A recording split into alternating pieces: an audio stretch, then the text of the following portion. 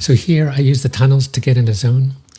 There's 5 people total, 4 other people, and I have no idea where any of them are, so I take it cautiously.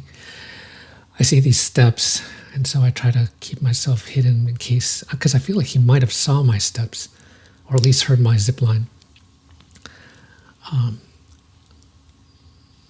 able to use the lock-on to soften him up, and you'll see throughout the match that that's all I really use the lock-on for. Softening up is, so no one is at 100, and no one's full health. So here I wait him, but then I take time to reload and I lose track of him. But he's right there. I probably could have finished him.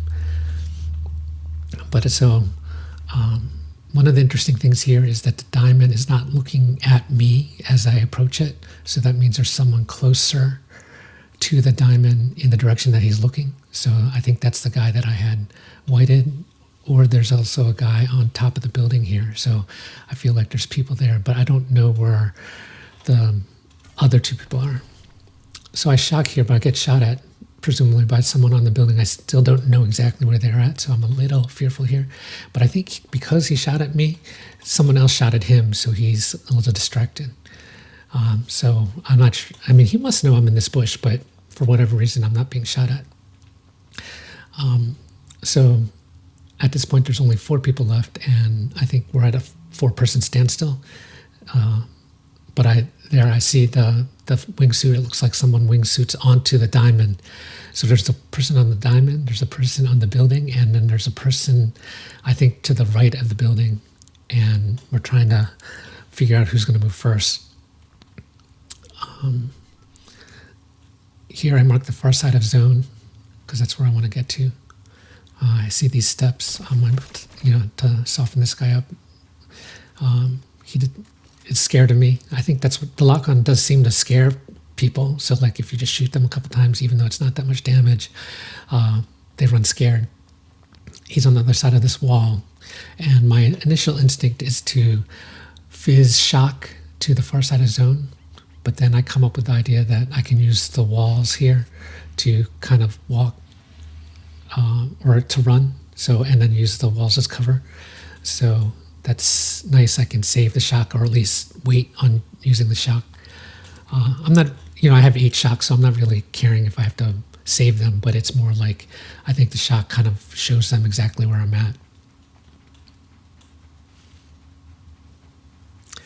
So I start moving. Again, I use the walls for cover and crouch, so they have no idea. Hopefully, they have no idea. But then I think at a certain point, I still do the fizz shock. Oh, there. I'm softening him up with the lock on.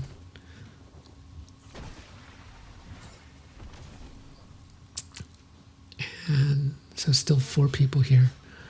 And I get to the far side zone. No one else is here. And I feel like I can shoot backwards and not worry about people behind me.